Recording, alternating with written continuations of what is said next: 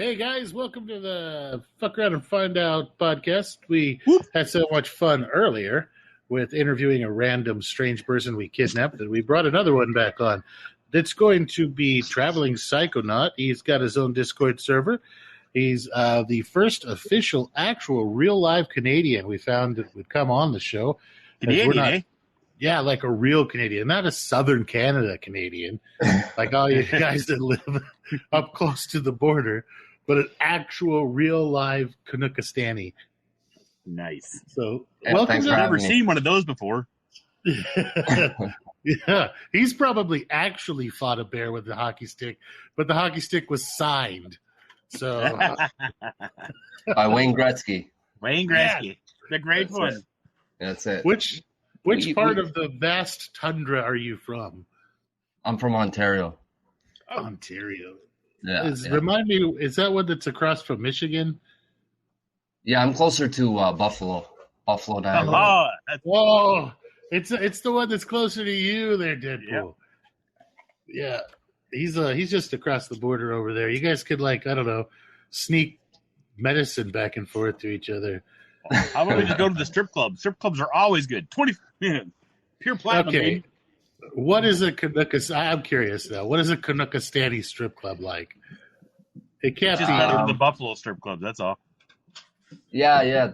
They're pretty much all the same, you know. Nude girls, alcohol, cocaine a little bit if we're allowed to say that. Yeah, of course.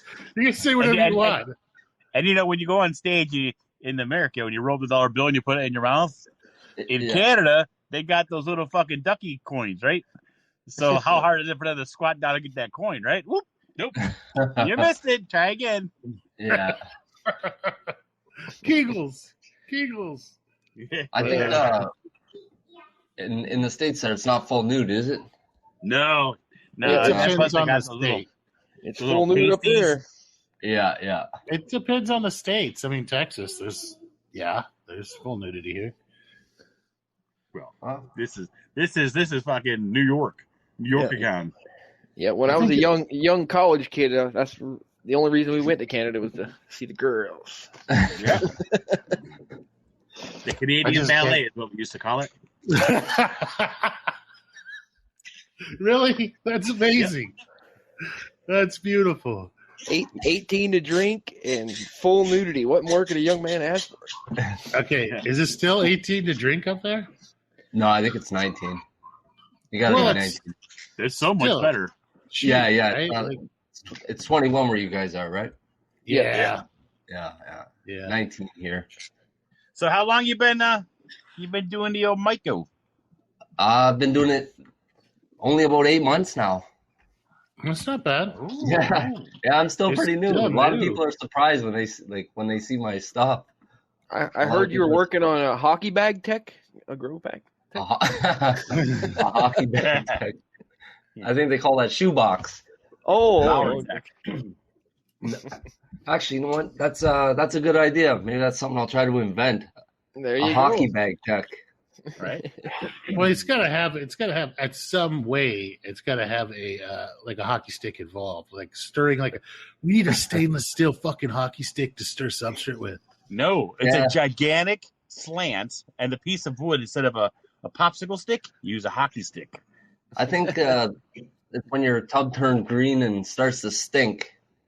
I think that'll be the what do you call it? The hockey bag tech. You mean when you fucking smack the fuck out of it? Like a bear? Bears and hockey sticks, they just go together. Yeah. So like what got you and grape juice? What got you into mycology in general?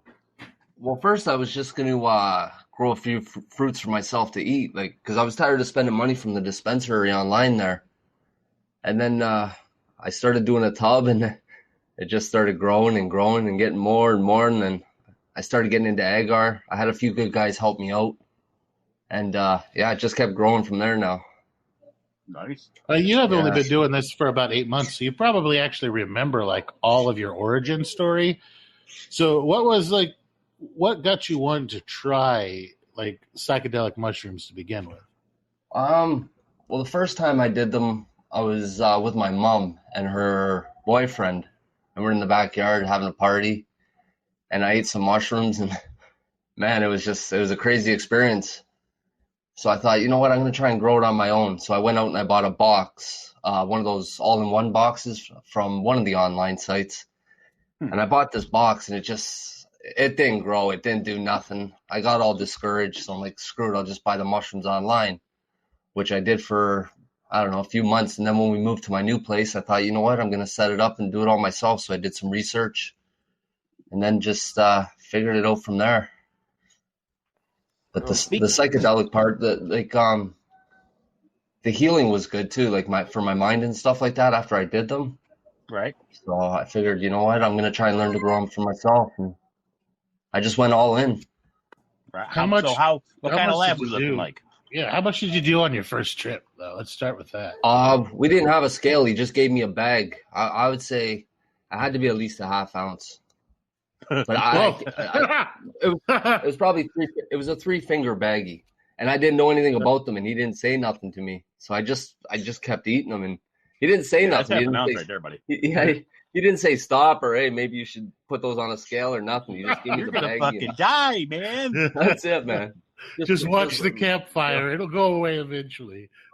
Yeah, well, he was a native guy, and I was sitting in the chair, and I started seeing all the grass moving, and then he turned into the chief. He was wearing a headdress, and it was amazing. Yeah, it was crazy. Yeah, it was crazy. It sounds like it was a good experience then. It was. It wasn't scary or nothing. You know, we were outside in the backyard. It wasn't scary at all. It wasn't. Setting is important. That's it. Yeah. Nature's a good way to introduce people outside. I think that's probably the best way. I like to do it before we go on a haunted house trip.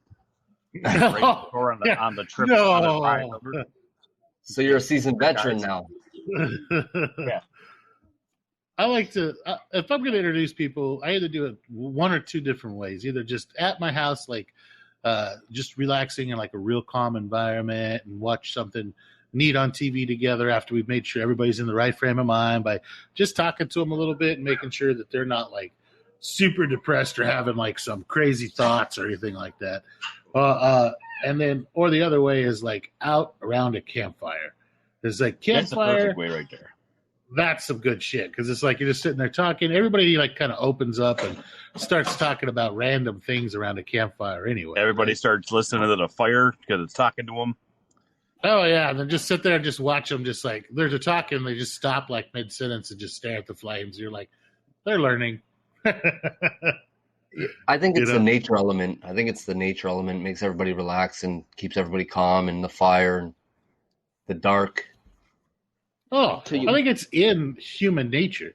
Like probably cave people were probably doing that shit. So yeah, until you dark wake up naked in the woods the next day, it happens. Because when you're in when they do the things now, like professionally, and they sit you down in the bed and everything, they put you in blindfolds, and you're supposed to be just laying there trying to relax. Yep. You know, so there's no people around you talking to you. It's all in your head.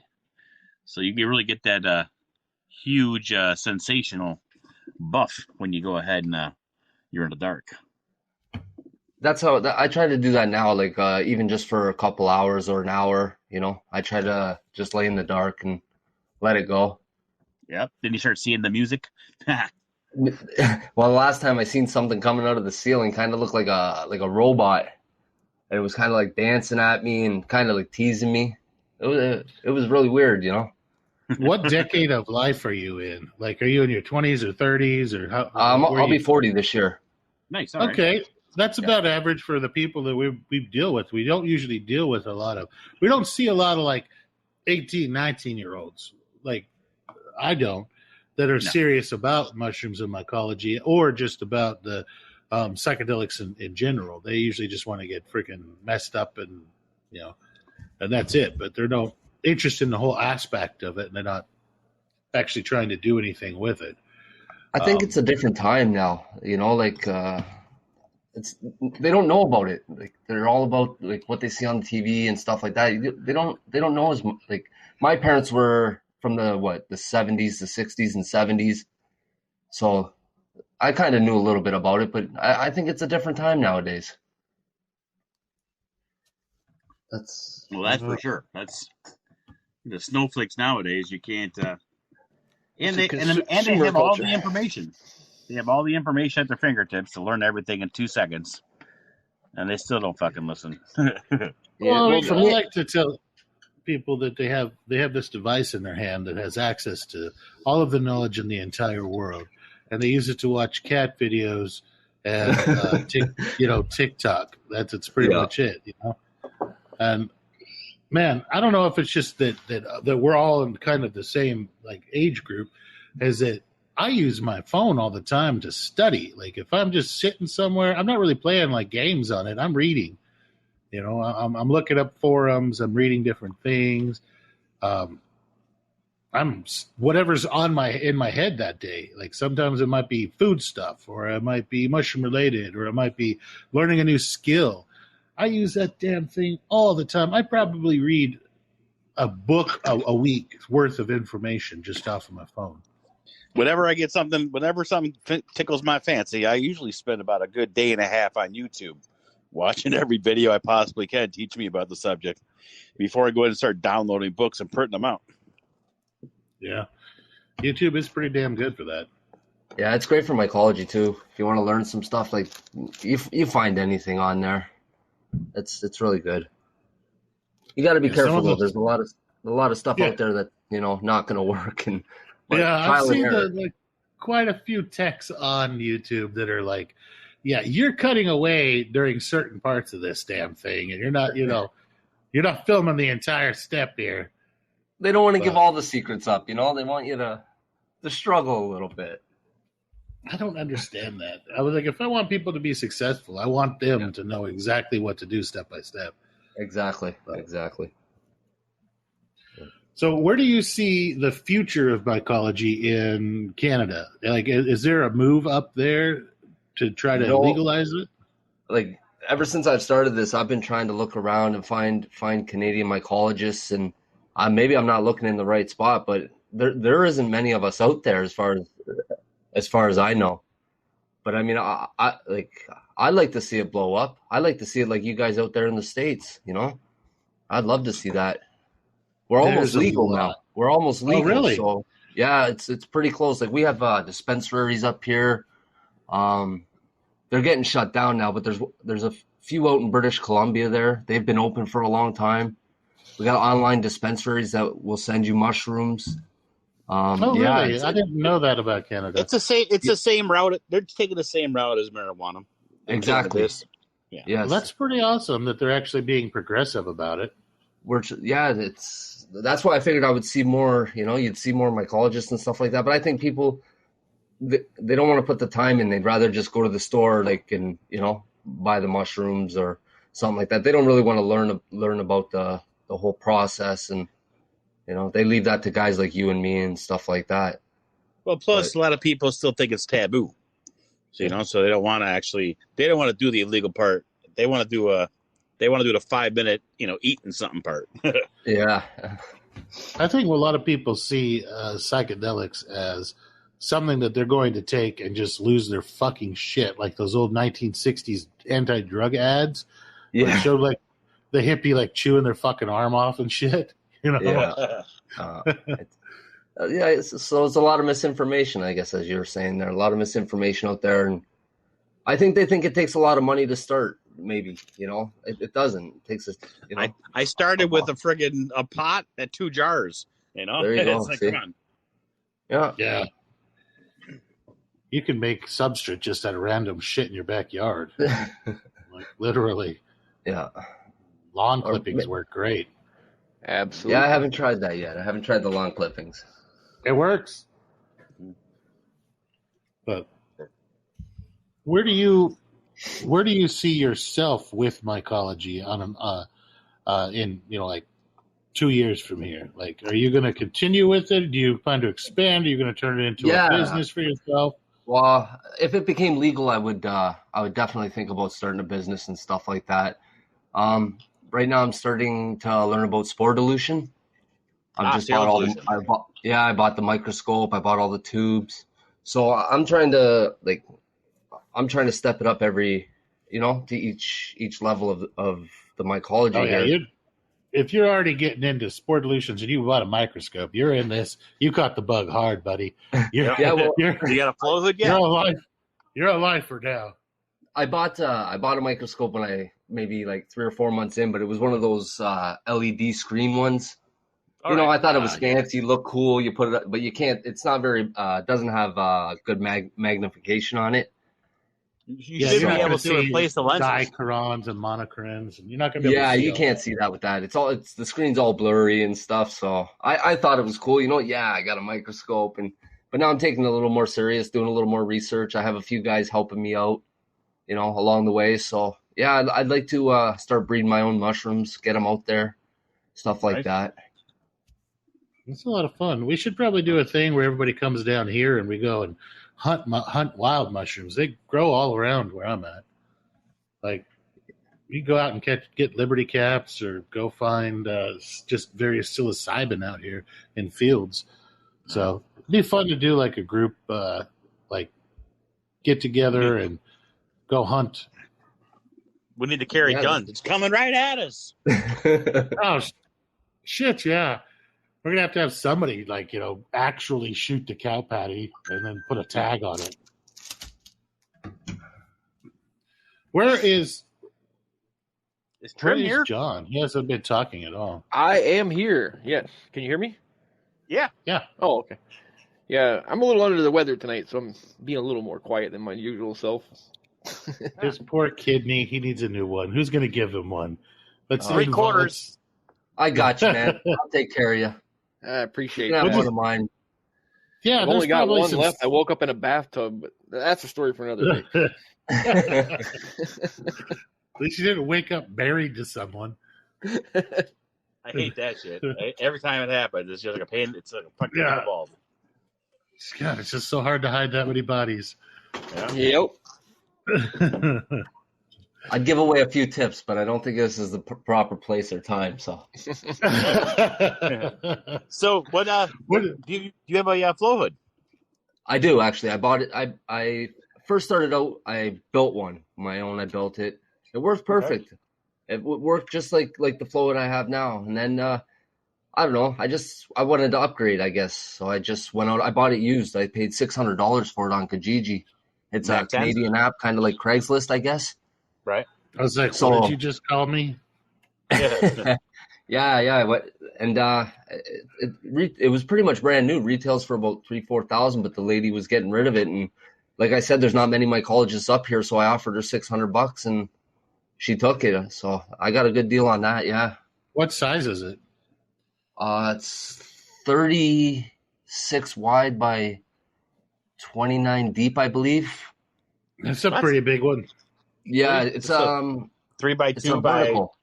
It's a vertical flow. Oh, it's a vertical flow. Oh, okay. Yeah, it's not a horizontal. It's a vertical. It's an actual. Those are fucking hood. nice. Yeah, I was catching a lot of flack at the beginning for having it though, because you don't see a lot of not a lot of the guys are using the. I got a lot of my buddies that have vertical flow hoods, and they swear by them. They're nice. Oh, I like it too. Very nice. I put my slaps on the back and stuff. I don't have to worry about the fan being there. I can put the stickers and. I like the stickers. The way I look at it, we got to get you some stickers from us. We got some badass stickers. Yeah, that'd be great. Are awesome. I love them. I put them all over the hood. The way I look at it, if you go into a real biology lab, 90% of the time they have a vertical flow hood, not a horizontal. Oh yeah, something to think about there.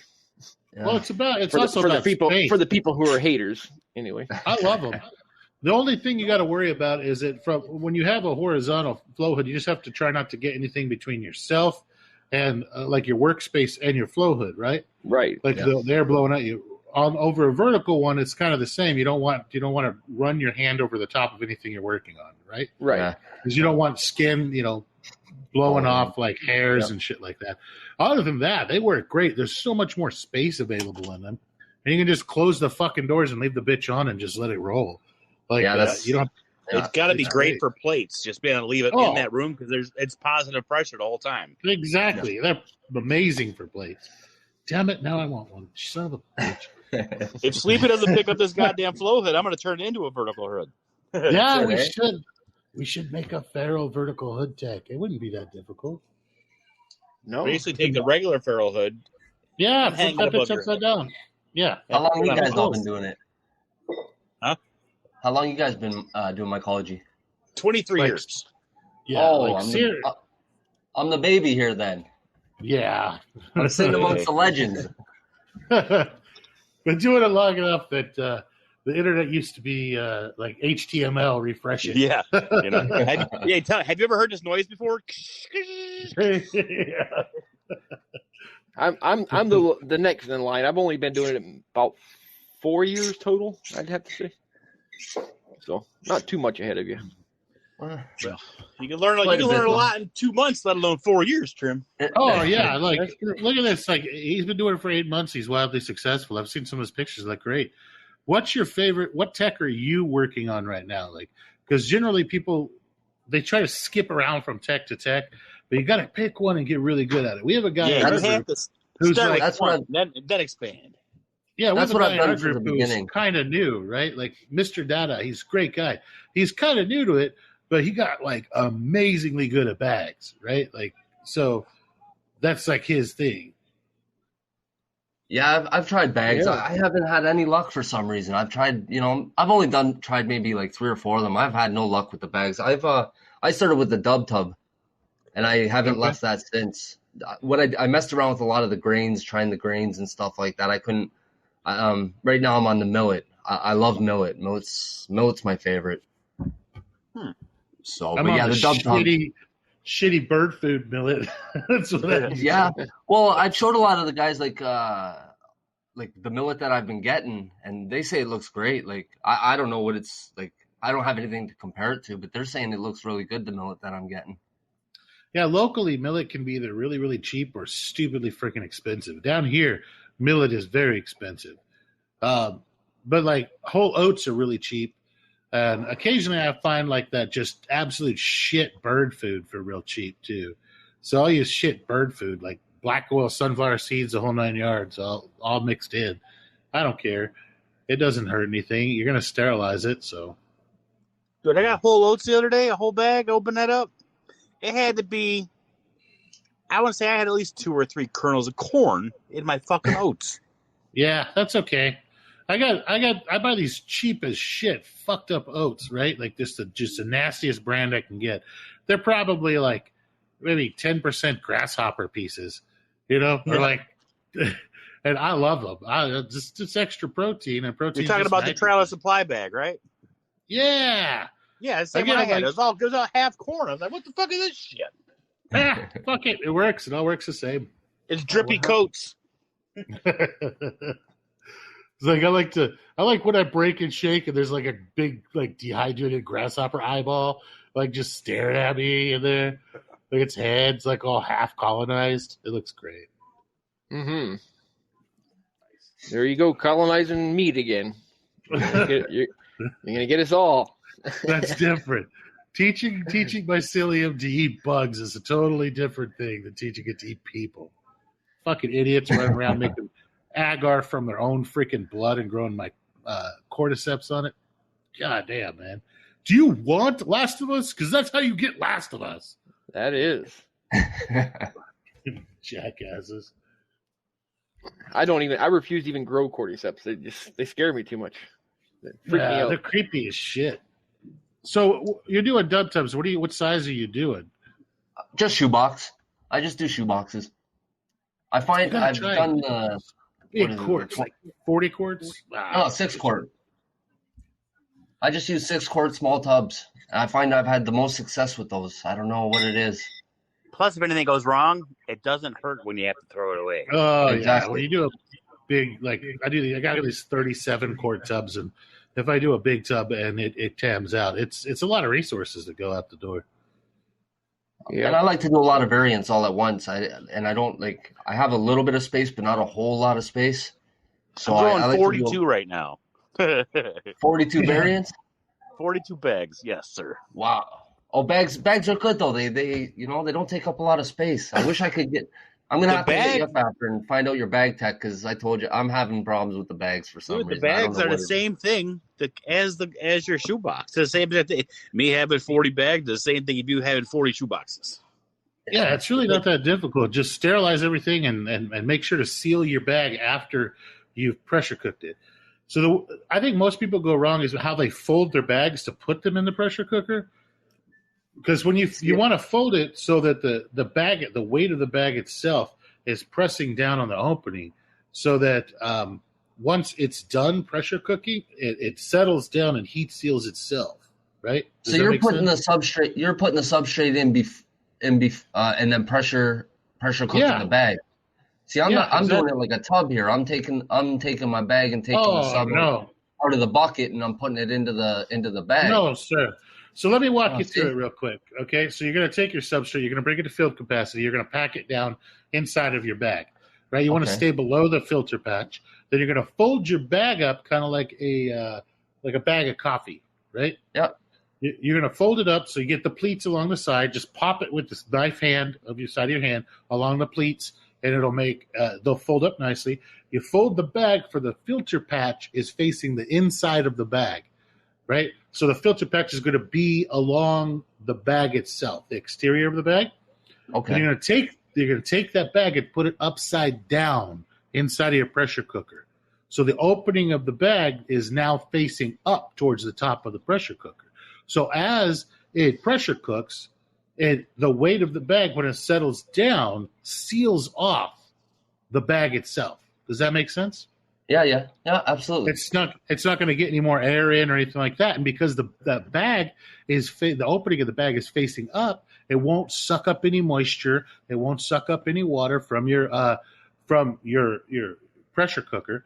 And because the filter patch is facing the inside, it's not going to get blown out with steam or anything like that, right? It'll be pressed against the inside of the bag. So the moisture can only go out the opening, which is facing the up inside of the pressure cooker. And that's how you do it. Like I do 3, I think 7 or 8 pound bags of substrate in just like your standard 23 quart pressure cooker at a time, or one like 20 pound bag of substrate at a time. And once it's done and sterile, you take it out. I use tape. I used to use like a heat sealing bar, but it's kind of wet, when it comes out. But just a big piece of Gorilla Tape or duct tape. I set it down. As soon as it comes out, have my pre-cut pieces of tape just sitting there on the table. Pull it out, run a piece of tape across, like halfway across the top, fold it over and pinch it, and then just run my fingers and seal it, then cut off the tabs on the end. And so now it's taped on both sides in one continuous piece. It seals the opening of the bag.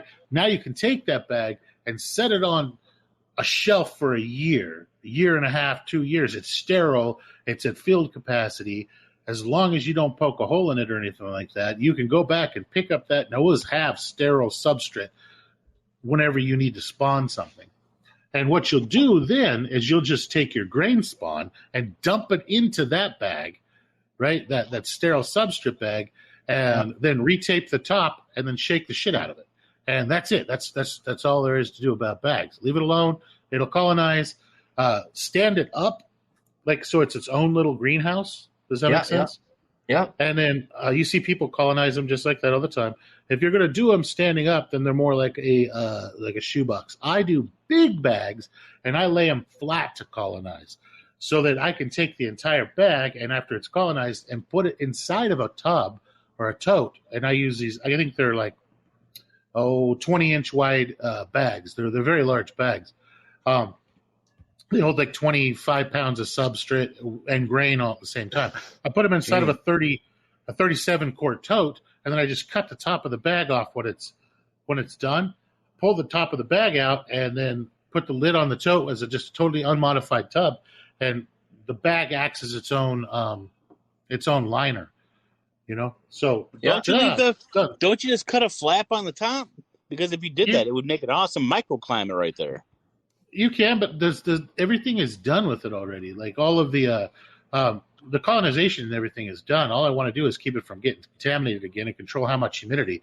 Here, it's dry as hell, right? So I'm not worried. If I left it out there on the counter with just like a X cut in it, it would fruit just fine and probably not get contaminated until the second flush, but it's going to dry the hell out. It'll turn to jerky. I'd have to be walking by and spraying it like every 20 or 30 minutes all day. But I put it inside of an unmodified tub, and now I've got it inside of a little greenhouse. And it works out great, man. Like, I can stack those little bastards up and rock and roll with them. Makes sense. Yeah, but bags are really, really easy because everything's sterile. Your grain is sterilized in the bag. So you can have just stacks of sterile grain spawn just sitting there. So whenever you get a colonized petri dish or you get a colonized liquid culture or something like that, you can just, in either liquid culture, inject it, just spray the outside of the bag or rub a little alcohol wipe on there, inject straight through the bag, and then take a little tiny sticker, a freaking smiley face sticker, a piece of duct tape, doesn't matter, and just put it over the hole that you injected it through. There's no risk of contamination. Everything is freaking done. You're done. That's it. You've inoculated your bag with never exposing it to the air, as with the liquid culture. If you're gonna throw a petri dish in there, you take it in front of your flow hood, cut the top of your bag, throw it in there, reseal it with a piece of tape, and call it a day. Yeah, that's the way I do. Bags are so freaking easy. They're so much cheaper than jars. And once you use them up, you just chuck them. You don't have to worry about that. I don't know. I still use my jars for all my substrate. I have quart jars. I'm literally looking at 3 flats of quart jars with different with my next grow line. Yeah, I use jars to do liquid cultures. But. Yeah. Liquid cultures. Yeah, I don't. I use pasteurized core. That's why I thought I'd just take it out, put it in the bag, and mix my grains, shake it up, seal it, and put it on the shelf. Smush it down, put it on the shelf. That's too many. But it's better. Grain colonized, right? What's that? You're saying you're mixing the grain up after you've colonized it 100%, correct? Yes. Okay. Yeah, that's. Yes. I mean, that should work. You're pasteurizing. Believe it or not, this last run that I just did, I've been sterilizing for the last couple of years. And I had so many to do, and I had only a short period of time to get it done. I only did bucket tech, and then I filled my bags with the bucket tech. And I have not lost one bag. I lost one bag. It's still not lost, though. It's still got some life to it. So I'm giving it a chance. But, to be super safe, depending on your sterile tech, don't get me wrong. Phil's right. As far as you sterilize it, there's nothing that could ever go wrong with that thing if you throw it in the pressure cooker. That just comes down to your genetics. Yeah, I look at sterilizing everything. It's just like I put a lot of effort and a lot of time into making these little baby mushrooms and colonizing everything. So I sterilize everything just because it brings me closer to that 100% success rate. Well, you also have 37 fucking pressure cookers. Yeah, I do. Every time I got 2. So if you're looking online, there's a company called Blaine Field and Fleet. It's like a Tractor Supply, right? But it's more, I believe, the northern part of the United States has it. And every once in a while, they do this thing where they have their canning supplies on sale for really cheap, and you can get the 23-quart Presto pressure cookers for under $100. The last 2 that I bought were like $89 with free shipping. And so whenever they do that sale, I just look at my account and go, okay, I can afford 2 of them. And I pick them up. And so I just have a fucking ton of pressure cookers. And I use the Outdoor Chef brand 2-burner stoves. They have these legs that they stand on. It brings them to about 3 feet tall. And they barely sip propane.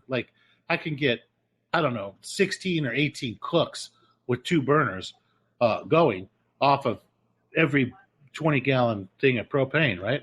You must live out in the bush, or I wouldn't want my neighbors out there looking out their back, because I live right next. My neighbor's backyard is right close to mine. All they do is look out the window. I'm in a rental at the moment because we're looking to buy a new farm, so we're at a rental right now. But you got to establish dominance with your neighbors, and you do that by just going outside. Go pee in your fucking yard. And if they try to make if they try to look at you, you make eye contact and fucking wave. right? Like, I hear you. I'll make this real awkward real fast. yeah, exactly. You want to see something? Fuck, keep it up. I'll get naked. But You just put the apron on and go out back naked, eh? well, no, okay. So I still do all the same farmy redneck shit in this rental house that I do out on the farm. So I'm still buying animals on Craigslist and bringing them to the backyard and slaughtering them.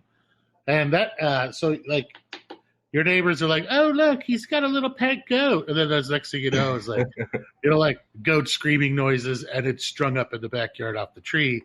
And they're like, oh, don't make eye contact with that guy. Now you're inviting them over for dinner, though. Oh, some of them are cool, and I'll feed them. But some of them are like, they're like, holy shit, he's insane. He's a serial killer or some shit. So they won't. They don't make eye contact. You got to establish dominance with your neighbors right off the bat.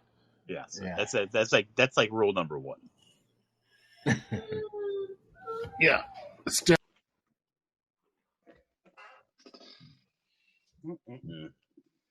So, what's your favorite strains? What do you got growing?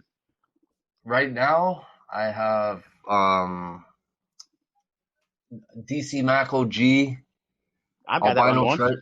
I got Albino Treasure Coast, Starry Night Ape. I got Apex, Ape, Tim Pearly Gates. I think that's it for what I can recall. Nice. My favorite Albino Treasure Coast was found in Florida. That's a pretty good little strain. Yeah, it's not a true albino. The one that I have is not a true albino. It's what? No, it's more like leucistic. Leucistic or whatever. Leucistic. Yeah, it's a weird word. It's a reduction overall in melanin, but it was found in Florida. Actually, not far outside of a subdivision. And in a field. The field no longer exists that it was originally found in, but it was originally found in what was like basically just like a cattle feed out field. Like there was a crossroads to town, and right on the edge of town, like they had just like this little like 20-acre lot. There was just like wild little shrublands and trees and shit, and like trash blowing in there, from the road and stuff like that. Because it was just like literally like one of those last holdout little patties in the inside, like next to town. And the guy was out walking through there because I guess there was a homeless camp and found it. So was it growing on a homeless person? No, that'd be great. But no, it was just like, hey, there was just some shrooms from left over, from growing out of cow patties and shit out there. And just some like, knee deep grass around some little scrub trees. But and that's how the Treasure Coast came to be. Maybe that's why they look a little dirty. Like they're not a albino white, but they're not a brown. They're like a yellowy white. They're nice. I like them. Yeah, they're kind of like the rusty white types. Yeah, like an Avery cap or something. A little bit. Yeah, they're just light colored. It kind of looks like a marble a little bit too. Like when it's growing. Everything that would be like dark brown is like yellowy. And that's just leucistic. Whatever. Yeah. I was trying to say the plural version of that, but I don't have enough blood in my alcohol system for that yet. Yeah.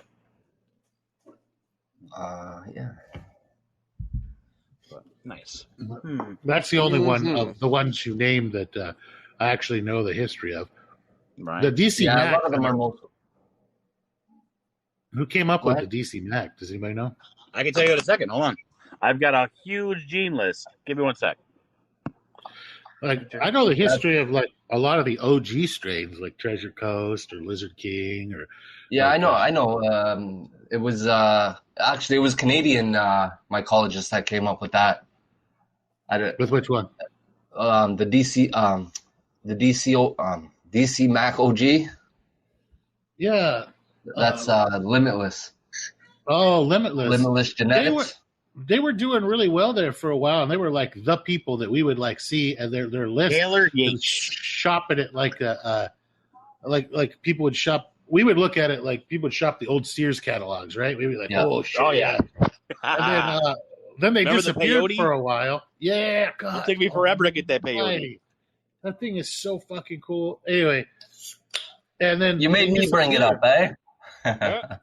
Yeah. You drinking they a beer, just eh? like disappeared. Of course. It's after 5. Shit, it's fucking 7:30 here. Yeah. I earned it, man. I behaved today. I didn't stab anybody. I didn't make anybody cry. Well, that's always a good day then. Not for feral. Yeah. But So what no. projects you got going? Anything? I mean, do you have any I don't know, projects not just your strains? Are you trying to do anything weird, fucked up? Yeah, what are you fucking around and finding out about? You got any sort of projects or experiments you're going with? I have a few right now. I have a mutation. It's kind of looks like a cauliflower. I'm calling it elephant's ear. I wish I could show pictures, but you can't show pictures. I have another phenotype that I got off Apex. I'm calling that Traveling Psychonaut, UFO. So you're basically making you're steadying out the strain. You're growing it out a few times, making sure it's steady. It's just it's a pheno. It's a phenotype. Yeah, Phenohunting is amazingly fun. It's amazingly fun. The thing I find now though is I don't really want to name anything unless it looks completely different from what anybody else has. I feel like you don't want to name the GT Plus Cube or the the phenos. If it doesn't look completely different from everything else, then I kind of really don't want to name it. So if it doesn't grow out the way I think it's gonna, then I'm not even, because the community's being flooded. I feel. It's being flooded. Oh yeah. So everybody does. And a lot of these things that you end up with the upside down growing mushrooms that look all kind of cool, those are caused by Lysol. Like cleaning your equipment with Lysol. Lysol is a mutagenic for mushrooms. You can way back in the day, we used to intentionally cause funky looking mushrooms by lightly misting over the top. You like the pledge can looking Lysol, like that comes in the spray can. Yeah. You'd open up right as everything started, like you got full colonization, and you would just the room, and then close the top of your cage, your container, and you'd end up with all these crazy looking phenos, and some would grow like sideways, or the caps would be inverted, and there was all sorts of crazy stuff. And none of it's genetic. I was just going to say that it's all environment, right? It's not genetic. Yeah, it's all environmental, but you'd cause a tub that looked like just insanity. And you get a lot of kids these days that are doing that unintentionally by using Lysol-like products, because Lysol doesn't smell like Lysol anymore, right? Because nobody likes the smell of Lysol. They have the scentless Lysol that's in all these sterilizing or cleaning sprays. And Microban, which is really popular since COVID, will cause mutations as well. But that shit lasts for like ever on surfaces. Undisturbed, like you spray something with Microban, if you don't wash it off with soap and water, that shit will last for like 3 weeks. So, but the problem is you got to make sure these people, after they do these little mutations, they're just going ahead and taking prints or they're taking isolations of these mutants and sell first generation. And they're trying to make the people think that they're going to get that when they grow it. That has to be grown out at least 5 or 6 times to get that. They're selling first generation mutants as like, oh, this is F1 of this new super hippie race car dildo, right? And you're like, oh, dude, like, first off, you just threw words together. Secondly, it's you can't take an F1 anything and call that F1, right? You need to grow that same mushroom out, 6, 7, 8, 9, 10 times, and if it looks the fucking same, that's your mushroom. That's your mushroom. You can do whatever the hell you want with it now. That motherfucker's yours. But it needs to look at least the same, not exactly identical, because you have, 250,000 different sexes and opportunities for mutation or selection or phenotype within every single spore. But it has to be generally the same. Like if you can't take it and everything looks like a fucking horse over here, and you're growing a goddamn giraffe the next time you grow it out, right? It can't be completely fucking different. It's got to be stabilized. That's Yeah, that's the word I've been trying to find. Thank you. I couldn't fucking think of the word. A few generations of stabilization does amazing things for stuff, and it doesn't take that long. And because mushrooms grow and colonize so fast, and in the wild it would take multiple seasons, right, like multiple years. But because we're doing that and speeding nature up, you could stabilize something in 6 months. Like realistically, and within 6 months, have something completely new and completely different than anybody else has. And that's fine. Especially when you start using with the small bags and the small shoe boxes. Everything super fast. Yeah, super fast phenotype hunting like that with shoe boxes. That shit's fun. All right, that is to me a lot of fun, and that's how I do finding. I intentionally select for really, really aggressive growth, high production, and just the angriest blue color. It doesn't matter if it's stronger or not. I just like when you tear it open, it's fucking black as my soul on the inside, right? And it's cute. You think you have a soul? Yeah.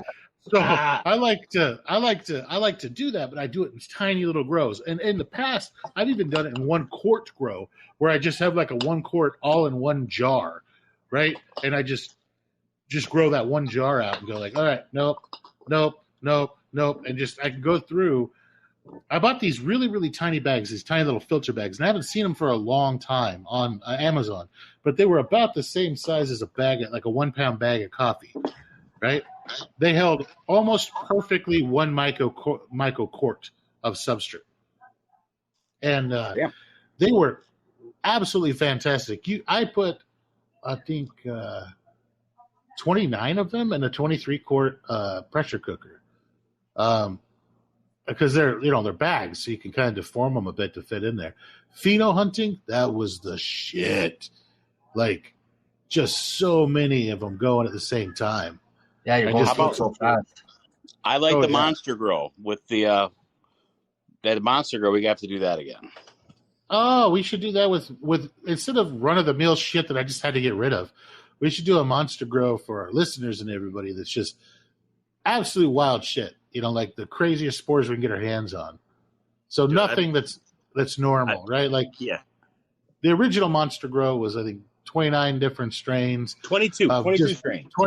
22 different strains of spores in 1 vial, right?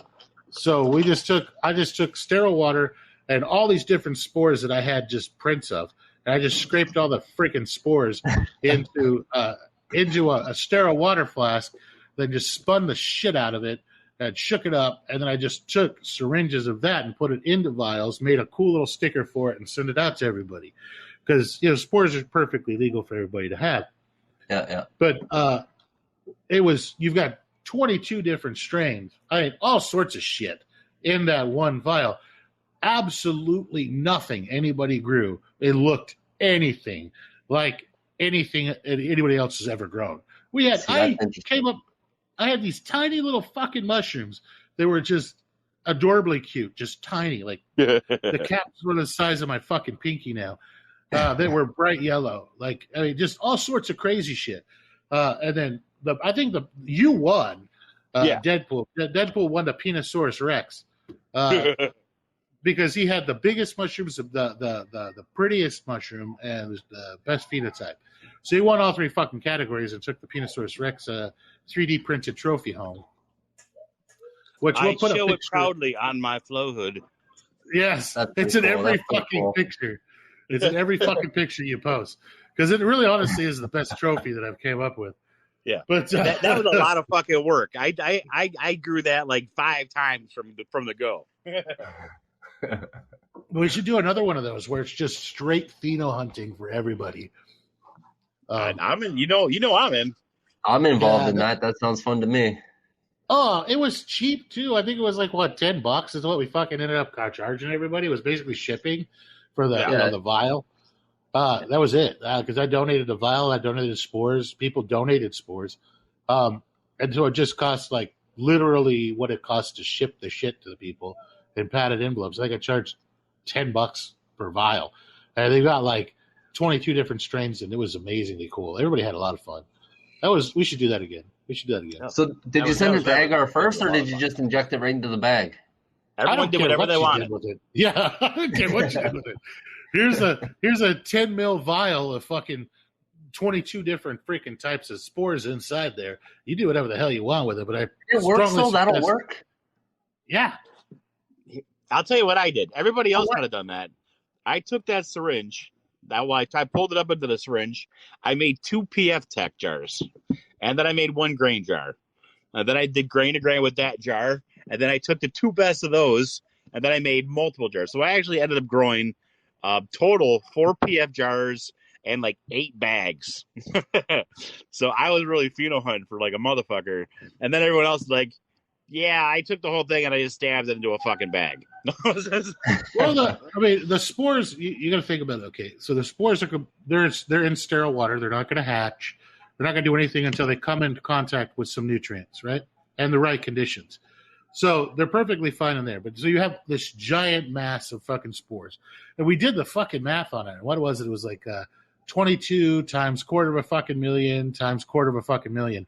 It came out to be like this ridiculous number that was like almost like more sand, more options than sand on all the beaches in all the world.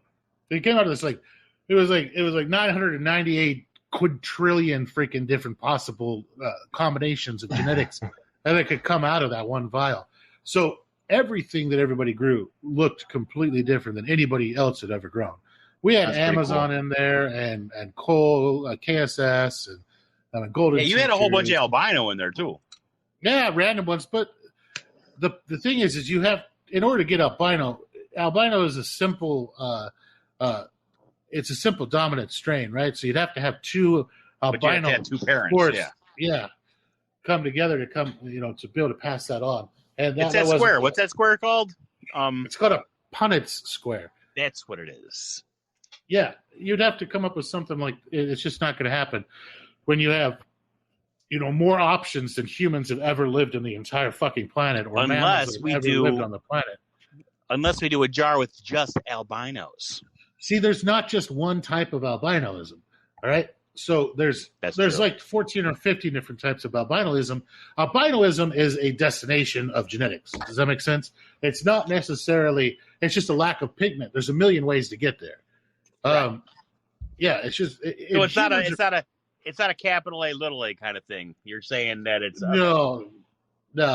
There might be 28 genes involved in creating albinoism of like AA plus, Avery's albino, right? Yeah. But there might be only 4 in albino golden cheechers. So you'd have to have those particular ones match up. So you could put the options if we made all albino spore syringe, or fuck around and find out Phenohunting little vial with like 28 or 30 different types of albinos. You're going to have, I would probably say 60% of them are going to be some type of either leucism or albino, and the rest of them are going to look kind of normalish. But they're going to be weird. They're going to be, you never know what the fuck's going to come out. Weird's all we care about. Fun. Yeah, this could be fun. We should do a podcast just on Phenohunting. That sounds like a plan to me. It keeps it interesting, eh? Yeah. It gives everybody something to chase. Everything's always changing. Yeah, there's absolutely everything's going to be completely different. And what you're doing, you're doing it right there, but the Traveling Psychonaut's doing it correctly. He's growing it out several times before he's trying to name it and market it to anybody. That's how you do it, bud. I'm proud of you. I'm proud of you. Yeah, I mean, I don't even know if I want to give it away, though. That's the thing. I don't like this elephant ear is so out of the like. I've never seen nothing. I don't know if I want to give it up. Does it look kind of like Enigma or something? The coral brains? It kind of looks like a coral, yeah, but it actually has gills. It actually has spores. So don't give it away. It's perfectly legal for you to sell spores. Pay off your fucking car. I mean, you got a spore syringe. Don't do syringes. Do swabs. That's my way. I do swabs. I don't even use LC or nothing in my grains. I use agar. Yeah, I make agar, then I go to a liquid culture. But Agar's yeah, art is my zen. Yeah, do your swabs, sell them, and make you some money, man. Yeah. We'll see how it goes. Yeah, but once you stabilize it, I wouldn't send, especially if I'm putting my name on it, right? I would never send anything out that's not going to be what it's labeled as. That's even the thing too. I get a lot of swabs and stuff up from people, and I grow them out, and they don't even look the same. And like if I wanted to share it with somebody, what do I call it? How do I label it? Because it was labeled like I grew a tub just what was it? I think it was finished 3 or 4 days ago, and it came out with albino and regular mushrooms in one tub, and it came from a spore that was labeled BAPE, BAPE. And it was blue ape. Yeah, but it doesn't look anything like the blue ape, though. You know what I mean? And it has reverts. Yeah. Then it would have had, it had reverts in it too, though. It had the albino in it, and it had the reverts in one tub. It's on my Discord there. I'll invite you guys to come. And like, I was talking to people and asking, like, is this BAPE? Does this look like BAPE? I mean, everybody's saying no. So, I mean, do I keep it labeled as BAPE the way it was sent to me? No. So what do I label it? How do I give it to some? Like, if I wanted to give it away to somebody, how do you label it? You'd label. I would label just it revert or something. I would just label it as, decent mushroom. Was it potent? Yeah. I haven't eaten them. I didn't eat them yet. So I would just be like, hey, this is not what it was supposed to be, but it grew really well for me, and I just give it away. But that's me. Or just do what I do, call them mystery swabs. Yeah. Hey, this is not at all what it was, but this small, squatty-looking mushroom that grew real well. At least you had spores on your swab. I've gotten swabs that they've gone ahead and rubbed against a graphite pencil or a Sharpie. Oh, God. Damn it. I can't tell you how many times people scanned me for genetics. Fucking asshole. That one little shit bag that sent me all the fucking shit that was mascara. Oh, God. That pissed. Somebody send you guys that stuff? Oh, yeah. Constantly. Oh, really? Or they'll send you stuff that they know is fucking full of nothing but contaminated. Yeah. And then you'll complain, right? And then they just send you new stuff, but it's all from the same batch and it's still contaminated. Yeah. They want me to. I've never had that happen yet. A shout out. They want a shout out, right? So they try to give you shit, and some of them like, oh man, no, I got this from a guy, and it's supposed to be really cool, man. Like totally, here's your shit, and you're like, dude, that's mascara. You know how I know? It has stripper fucking glitter in it. All right, like unless it's gonna grow me a stripper, it ain't gonna fucking. When I first started there, I had a guy send me lipstick mold. That's nice. Usually you have to pay extra. Yeah. you got Kiss for reals. Yeah. That's great. Because I first started, I didn't know anything about it, right? And I showed him. I said, "This thing's all like pink, and what is this?" Like he was on my Discord. He was one of my old moderators, and I showed him. I said, "What is this?" He's like, "Oh, don't open it." I'm like, "Well, I didn't. It doesn't look right. I'm not going to open it up. Fuck." So yeah, it was just weird. That's the weirdest thing I think I've got. So this was only like 2 years ago. There was that guy. The fuck was his name? Street. Yeah. So there's this guy Street, and he was like, I don't know. He was just a young kid, and he was like trying to act a lot cooler than he was with the mycology, and he was like making his own shit like in his his house, but he was trying to turn himself into like the big spore works or something. You need to turn off the microphone, bud, or you need to put headphones on because I can hear myself on you through your speakers. Who's that, me? Yeah. I got a big echo going. We got reverb going across all three of us from you. Is that better? Cuckoo. Yep. Meow. Yeah, way better. So all right, man. I think my speakers were too loud. But that's weird because I've had them the same the whole time. It just started about a minute ago. We had this guy Street. He started sending out these just shit samples of stuff and swabs I got all sorts of crap from him that was just total shit, dude. Mascara, or it was just everything we got from him, we just assumed was contaminated. It was just, oh, what's that? Oh, that's a really nice trick culture we got going on there. But yeah, and then he started trying to steal everybody's freaking ideas and turn them into his own. And that's what but how much money did he lose on shipping? Because every time I said, dude, you sent me garbage, he would send it again. And he spent $5 or $6 on shipping. And he shipped like 4 times before I said, dude, never mind. I'm not dealing with your shit no more. Sorry. You know? Well, he was using pirate ship, so he wasn't actually using like the post office. He was using pirate ship, which is a way to ship shit for like really, really cheap. So, but yeah, he's that kid. I'm glad that he's either moved on or changed his name or whatever, or maybe he's become better, or I don't know. Maybe he got out of the game. But back in the day, that kid, we tried to help him. I mean, we tried to teach him a bunch of shit, but then he started stealing everyboody tech. Like, I did the vials. Like, he took your vials, dude, and you fucked them all up. Yeah, and then everybody, because the vial thing used to be my thing for years, is that if everybody got something in a like professional medical vial, they knew it was from me because nobody else knew how to do it, and so he stole that tech from me, and then was actually putting my name on shit, and I was like, oh no, buddy, it's not right. And your pictures were on his website. So I bought he hadn't actually secured his domain, and so I bought it. I bought his domain and registered it to myself and changed all the passwords. So I was like, we're done. You're done. It's over. But yeah, he was a very misguided kid. And if he wasn't just a natural born scammer, he could have done really well for himself. I mean, I'm happy to help anybody. If somebody knew and they're like, hey, this is what I want to do. All right, here's the steps you need to take, A, B, C, and D. But the first thing you need to do is get your sterile tech down, your quality down, and don't fuck people over, especially people who have a very loud voice or are well known in the community. All right? I agree.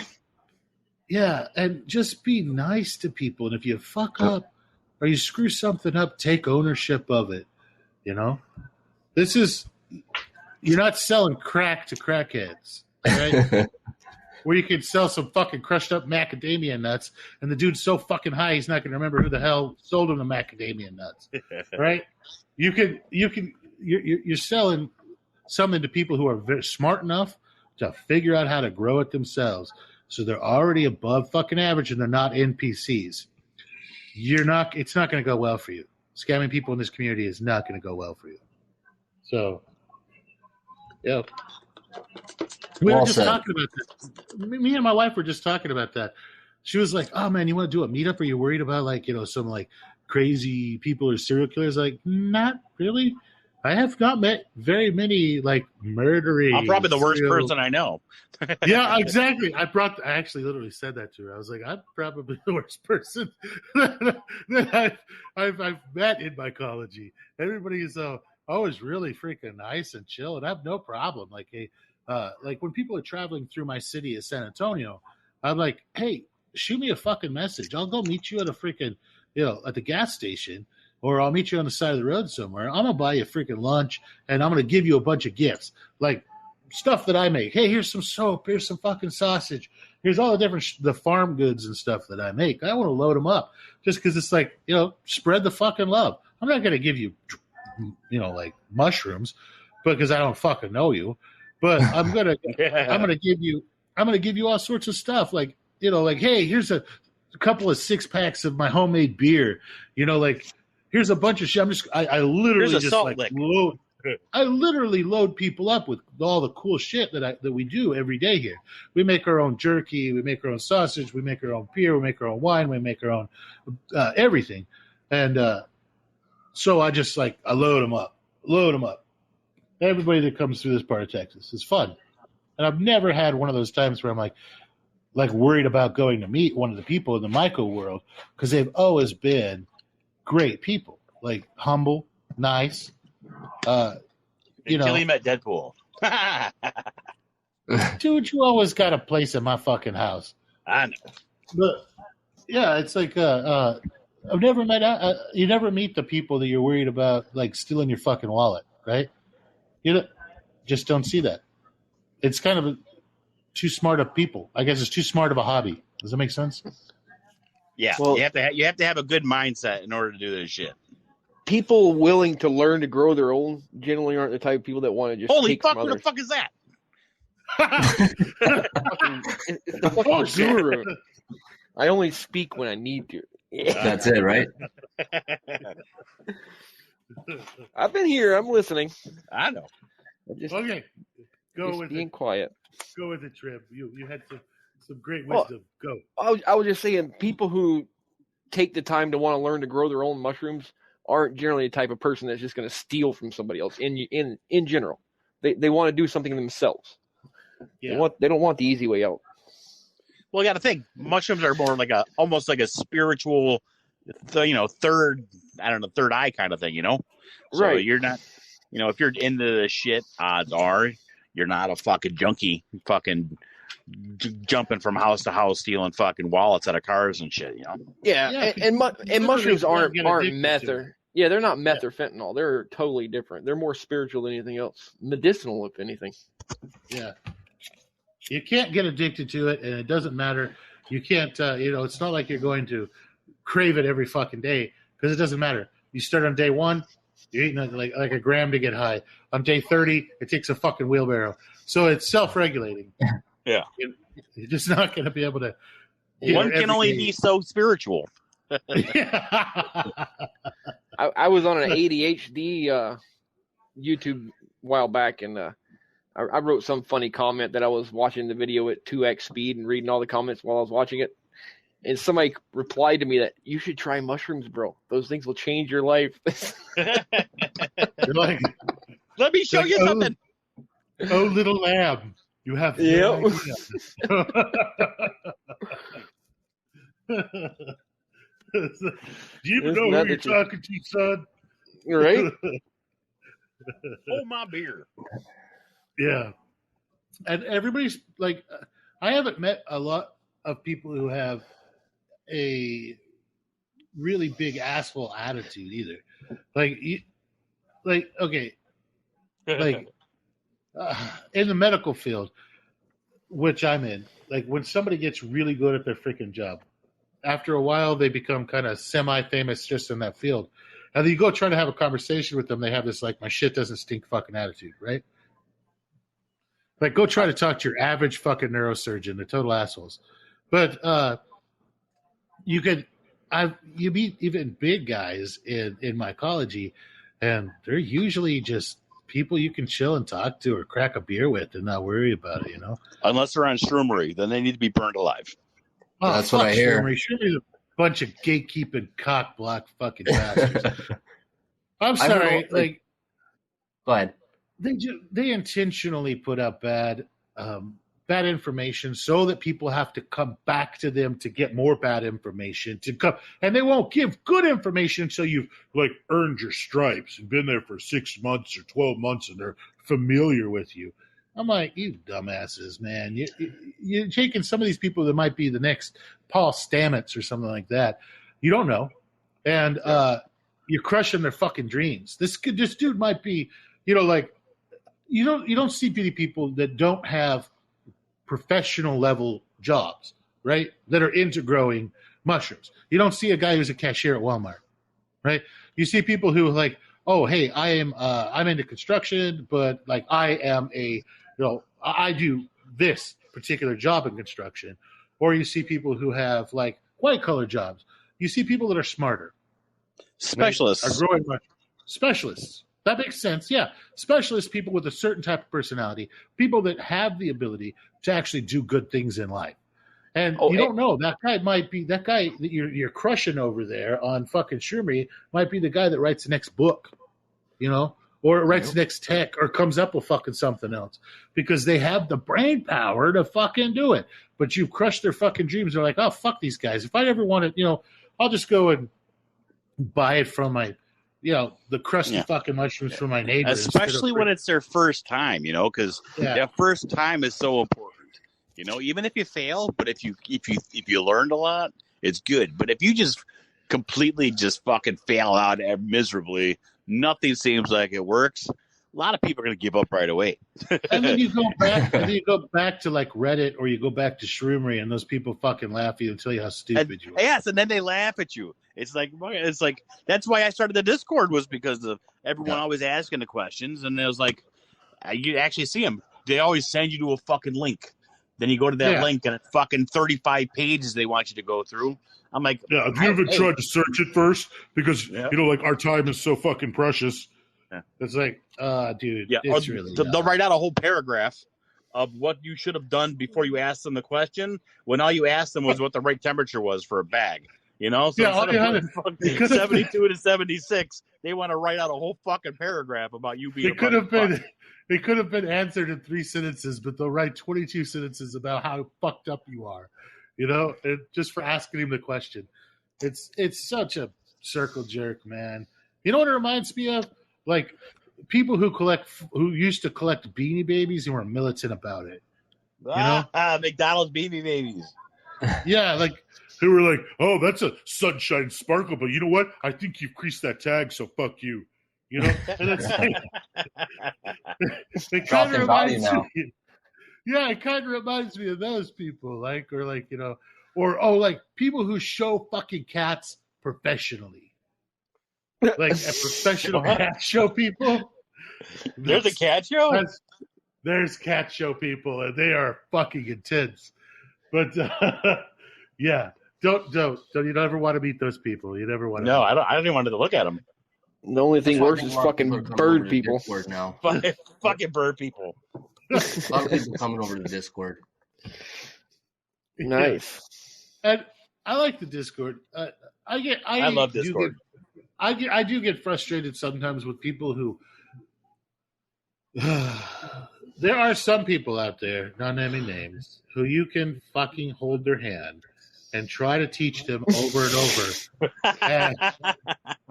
And no matter what you fucking say, they go and reference it against fucking Shroomery or Reddit.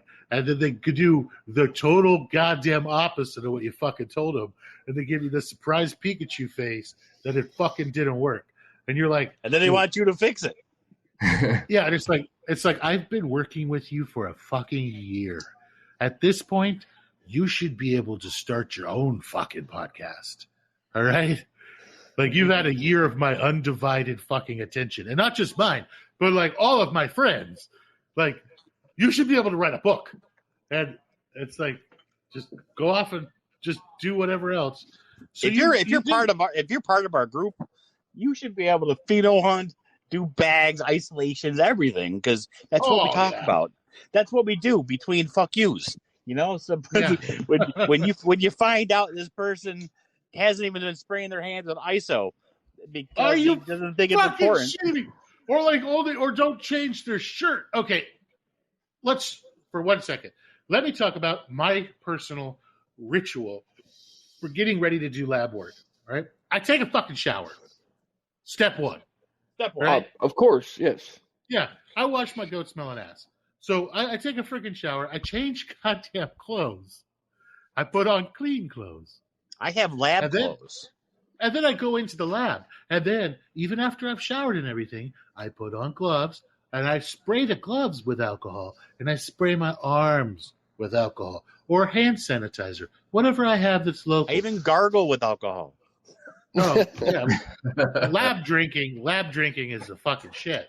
Because you can go in there and your wife knows not to open the door. It's for sanitary purposes, of course. Yeah, exactly. You got to sanitize yourself on the inside as well. But, and so that's just, and I put my hair up, I have long ass hair. So I put my freaking hair up before I put the alcohol in it to sterilize my hands. And that's just what I do. And then I put a fucking mask on. Like, I put an N95 on. just so that I'm not breathing out any bacteria from my mouth I'm in across the front of a mixer. flow hood, and I still put a mask on. I have a flow hood on, and I still put my mask on. I'm impressed, man. I come home right from work, and I jump down in there, and I start doing my work. No, I do the same. I shower, fresh clothes, lab coat, gloves, mask, you name it. Yeah, sometimes. Yeah, I can feel the truthfulness in that statement. And that's just my hey, that's my lab ritual. It also helps to get me in the frame of mind necessary to be calm, cool, collected, relaxed, to be able to do lab work for an extended period of time, to take those really tiny micro samples from a certain, like, a petri dish like that, where I do the pluck method. So I don't just cut giant wedges out. I'll take and look for a strand of super rhizomatic mycelium, and I'll pluck that individual strand off of the agar, and I'll transfer just that strand to a new set of agar.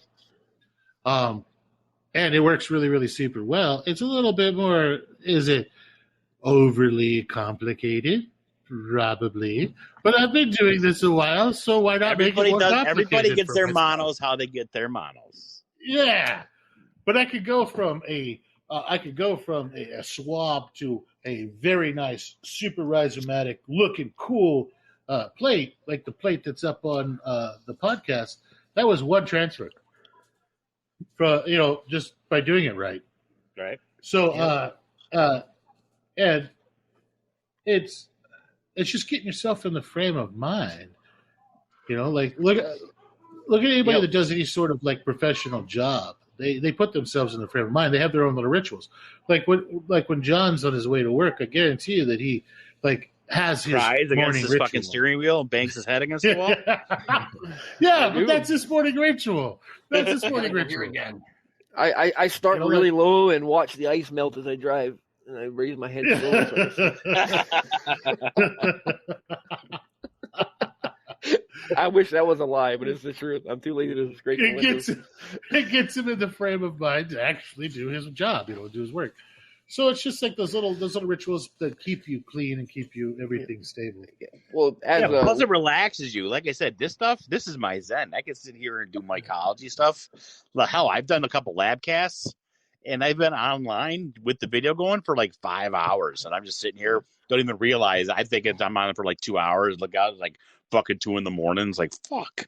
And me, like me as a less experienced lab guy, whenever I sit down to do my clean work, I lay things out and I plan in my head how I'm going to move my hands and where I'm going to move things so that I don't cross-contaminate and move my hand in front of what I'm working on and stuff like that. I mean, it's every little detail matters.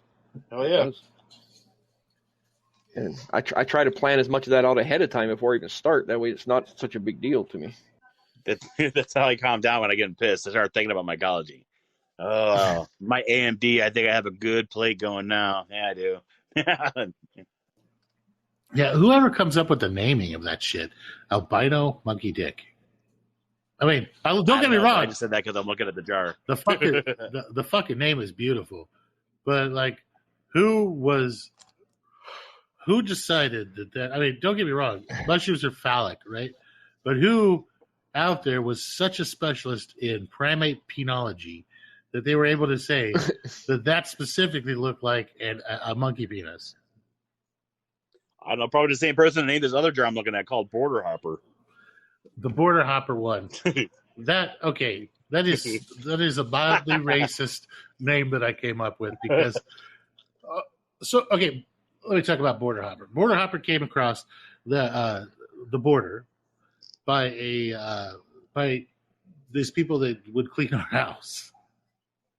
And it came across like in the back of a Bible in a print. And they were like, hey, this might be something you're really interested in. It was, it's a mushroom that we would take down there. But they were like from the Zacatecas area, right? Like, so like the Mayan temples and that kind of stuff area. This is the mushroom that we take that, like for spiritual purposes and stuff like that. And here's a print. And, we brought it back for you. And so I made vials of Border Hopper and I sent it out to fucking everybody. And nobody fucking grew it out. I did grow it out. I just forgot that I did, so it all mushed in the bag. Yeah, so I have this like crazy Mayan border hopper fucking mushroom, and nobody grows it out. Even had cool artwork for it, but nobody liked it. No, you did not have artwork I have for this. artwork for it. I just never made the sticker. So that's why it's sitting here, because I didn't know what the fuck it was. Because it was one of those, hey, I was sending boxes out. Oh, shit, I have that border hopper. Let me make up some vials real quick of it. So I just sent the spore vials out to everybody. But well, I'll make it now, so we'll know. I have big hopes for it. Like, I don't even know if it's a fucking cube, right? Like, it's something. It better be a fucking cube after all this fucking bitching. Who knows? It might be. It'll be interesting. It might be some sort of fucking natalensis, or it might be some sort of something. It's psychedelic, and it's from freaking South America, South Central Mexico. So it could be something. You know, but they take it to get fucked up and have spiritual. Maybe shit. it's a cocoa plant. No, it's obviously That'd be great. spores. Damn it. Hello, tiny child. I see that. That's a great princess. I told you to stop calling me that. Princess Peach. You know what you should do? You should go get Daddy a beer. You see this? Fetch. Fetch. No, this is blue. Go get one of these. Fetch. Yes. Just like that. You're a toddler. You should be able to do this. Go, beer. Quick. Like a bunny, fast. Like you're a feral. Go get the like Sonic. She's wearing her Sonic clothes, so she just like Naruto run. Oh, around the table 4 times. Okay. No, beer, tiniest, beer, child. She's just running. She's running in circles. She has given up all. How many shows a week do you guys do? Usually 1. Yeah. But this informal interviewing people and letting everybody get to know you, like, this is fun. This is pretty fun. Like, tell me this. I'm enjoying it. Yeah, tell me how you became you. You know, what do you do for a living? First off, like, do you have some cool job? I own my own business. I'm a carpenter. I build houses. Fuck, see, look, you have a professional job, right? Yeah, and you're into freaking mushrooms. Surprise. Yeah. I know. When you were saying that, I was thinking to myself, like, how does he know that? It's like he's reading into my soul. Yeah. You know? Yeah. It happens to be just the type of people that are attracted to this thing. Are smarter, more type A personalities. And now everybody's like thinking, am I a type A personality? I'm like, dude, you have. I'm thinking what I want to do with this vial of border hopper I have in my hand right now. Well, I mean, like, you have a ritual to get ready to get in the lab. You're a fucking type A personality. So, but yeah, it's a fun hobby. Everybody has a great time with it.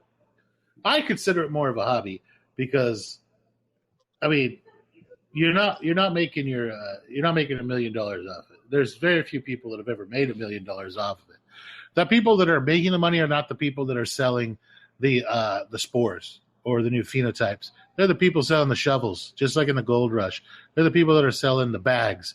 They're that who's that one lady that came up with the inflatable Boomer Shroomer. Shroomer or something like that? Oh, dude. Yeah. She paid some people out of Alibaba to come up with the inflatable tubs. Fucking genius. The little removable. She has little removable little air. Well, easy, tiniest. She has little removable air control valves and everything that are in there, and her own line of filters that she sells and everything else. It's freaking genius. That shit right there is how you make the money in this. Mostly you make it in squirts and spurts. I mean, I think if you could lower the price point, you know, I think the price point's for too the high. tubs. For those tubs, yeah. I mean, you go to Walmart, you buy the same thing for $5. You just got to cut a hole, you know. Mm-hmm. Yeah, but it's the cult of personality. It's the cult of personality. So, yeah. how many people are so lazy they don't trust themselves to drill a hole? That's the thing, you know. It's also an inflatable freaking tub. It looks You cool can put as it away. shit. You can put it away when you you're could done. deflate it and roll that if I shit used up. one and it was great, it would be awesome. I would say yes. As far as I'm concerned, it's like a fucking small little fucking, I don't know. It's a fucking tote. And then It's Late. awesome. I have a feeling it's a a lot of great it- idea. I think a It's lot a of it's great idea. marketed towards like teenagers that are trying to hide it from their parents. It's I still think got to it's be more inflated marketed- while it's full.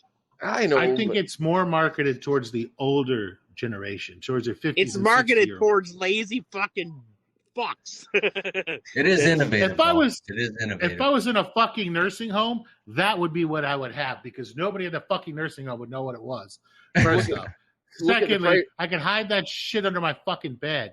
It's inflatable. Somebody comes in, want to be in between grows. I just have that shit under my fucking mattress, like rolled up under there. How often are you going to Fuck be you. in between grows? Because don't they use it as the incubator too? Yeah, it's the fruiting chamber and everything all rolled in. It's fucking amazing. It's great. Yeah, I think I like it's it a better when it's great called idea. the fucking mono tub. and look at those easy dial tubs, man. Those things aren't cheap either. Yeah, but Another those are one the with people all that you are have to actually do making is money in quick this hobby. And they're making so much money, I it's just know. ridiculous. Well, that's not your fault. You But, can't dig yeah, on I them don't- for it. I They don't came fight up with I a way don't to fault make them it at all for easy. making money. Yeah, they make it easy. I could have made That's a the fucking thing, it's shitload of money convenience. off the vials, but I don't. It's the convenience of the tub. I don't know. Maybe it's because it only takes 3 seconds to make a mono tub. And I've been doing it for so long, I just don't understand why it's so innovative.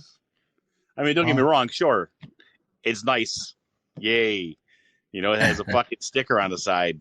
So I send you a slap if you buy some shit. That's all it is. That's all it is. It's easier for you've got a bunch of people that are like, like look at her name. It's Boomer Shimmer, right? She's going for a group of people that are older that have disposable income but they don't have the knowledge of the internet, the knowledge of how to do stuff step by step that we grew up doing, right? Okay. So no, she fills a niche and she does it really well. And I'm a big fan of that. That was a genius marketing thing. You should fit 10 of those damn things in a standard shipping box, so it's not like it's hard to ship. It's inflatable. Toads fit in each other. It's inflatable. She can ship it however the hell. I don't care how many times you say inflatable, it's still a fucking tote. 10 What size of is those it? things is the same size as 10 regular totes that are stuffed inside each other. I think it's like a 27-gallon. It looks like it's basically an inflatable 27-gallon Sterlite tote. So when you're saying gallons, gallons is the same as quarts, right? Same size? No. Gallons Oh, is 6. fuck. You got Oh, 6 I quarts per forgot. gallon. I forgot. What? No, I'm it's Canadian. not. It's fucking 4. What the hell? Even my daughter's laughing at your 6. It's 4 quarts per gallon. So 4. Jesus, Oh, Princess that's a Peach huge tub here then. is- I was thinking liters. Yeah, I'm in still quarts. 3.7. It's 3.79 liters per gallon. No, it's not. It's more than that. Bet me. Because it's 0.7 liter. It's 0.7 whatever. A liter is like 0.7 quarts. 3.79 liters per. You're going the wrong way.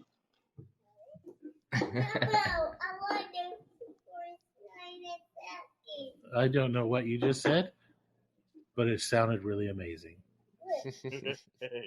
Did she get you a beer yet? Actually, yes. It just took running around the table in the front room about 8 times and then bringing a bear back to me so that I could give it a kiss. And then she got a beer. There you go. I see this. This is really amazing. Could you take this little bear and you could go take it over there? Question. Yes. I have picked up a organic blue agave sweetener. Looks like honey. I'm getting ready to try this out for So it has for my inulin It has inulin in it. So inulin is a really, really, really complex carbohydrate sugar. And it's what gives tequila its particular taste, right? And it makes tequila super hard to ferment. It's also super hard for mycology to eat because of the inulin. And they market it for diabetics because of the inulin. It's very hard to break down. It takes a long time for that sugar to hit your system. Gotcha. So probably not a good idea. But I'm going to try it anyways. I mean, it'll work. Your growth's just going to be really slow. I'd imagine What if I add some slow tomatose growth.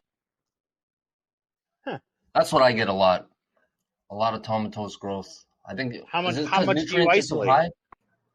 Try some. Add some peptone to your agar, dude. It'll fucking just blow your mind.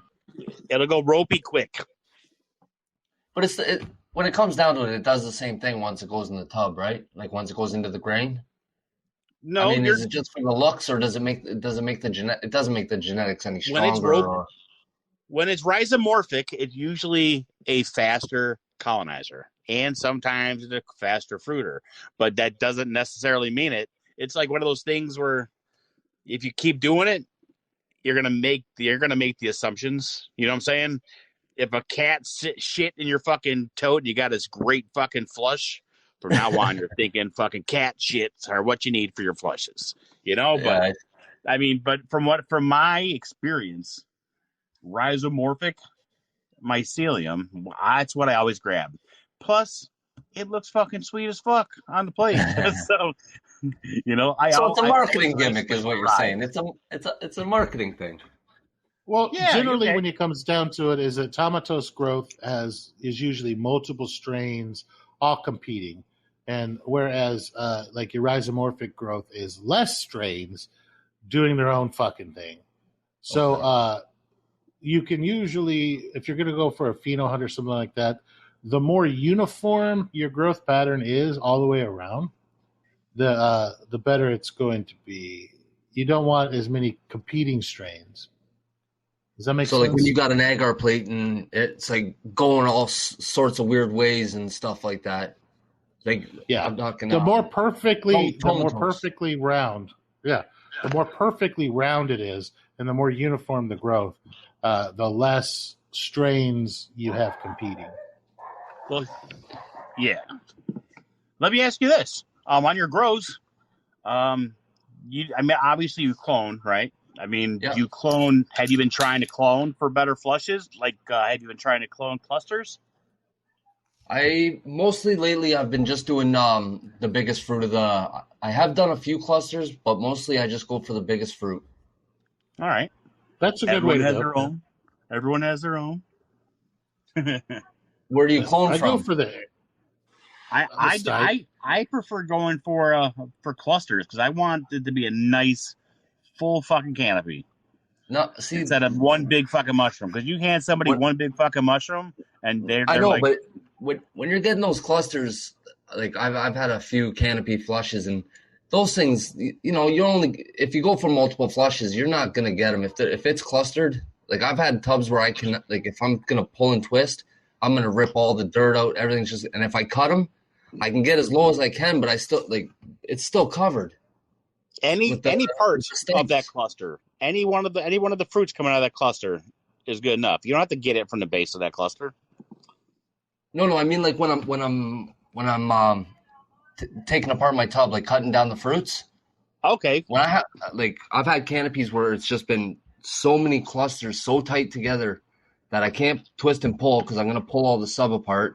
Or if I try to cut as low as I can, it's still like I still have the bottom of the stipe stuck in the dirt. And if you leave those in the dirt, it's going to recolonize. Yeah, it's not going to be a problem. If you do, even if you do disturb the top, you could just pseudo case it and just go again. Like it's not a big deal.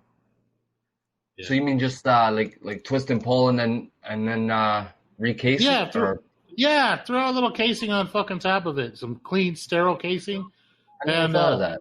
Yeah, and then fucking roll again, bro.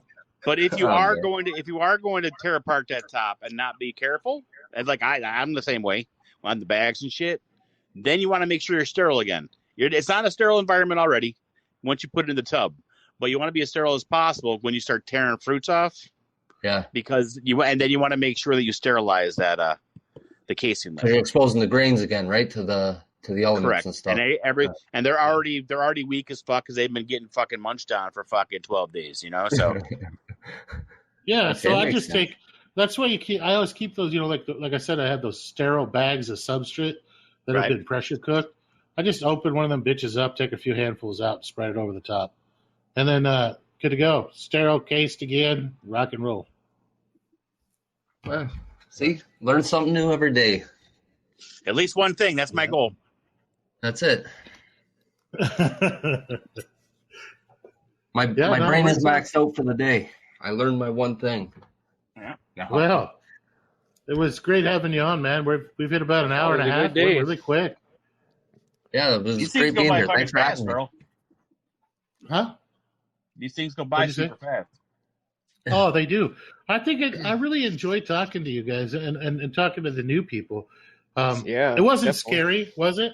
It wasn't scary. He was all tripped No, out. It gonna I be was a little scary. nervous at first, though. You know, like it's a little nerve wracking, but once you get in here and start talking, it turns into fun. Yep. Yeah, time goes by super quick. We actually we're more on topic than we have Than been ever. in a minute. Well, yeah. When it's the five of us in here just talking shit to each other, Oh I mean, shit! and then it's just crazy talk nonstop. But when you have someone in here that we don't really know and that we're getting to know, it's not like we're on our best behavior, obviously, but we still have to ask questions in order to fucking find out who we're talking to. You know what I mean? Yeah, no problem. It was really fun talking to you, man. And I'll So send you guys normally- a Discord. Excellent. Oh, definitely. And normally when we go, we try to all say something positive to our listeners or just to the world in general. So let's go ahead and make Deadpool go first as traditional. Yeah. So, come to the Discord. Tell me how awesome I am, and I will return with a Deadpool meme.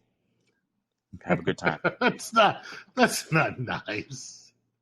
Come stroke my ego. Jack me off, please. All All right, just keep John. watching along. I've been working on this one. Okay. You never fail until you stop trying. Oh, the motivational poster in your classroom. Maybe.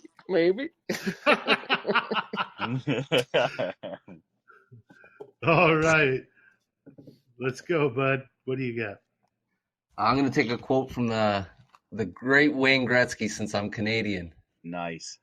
You miss 100% of the shots you don't take. Don't take. Yep. That was extremely Canookistani. It was well done, well played. I figured I'd end it off We have- Canadian since I'm the first Canadian you guys had on here.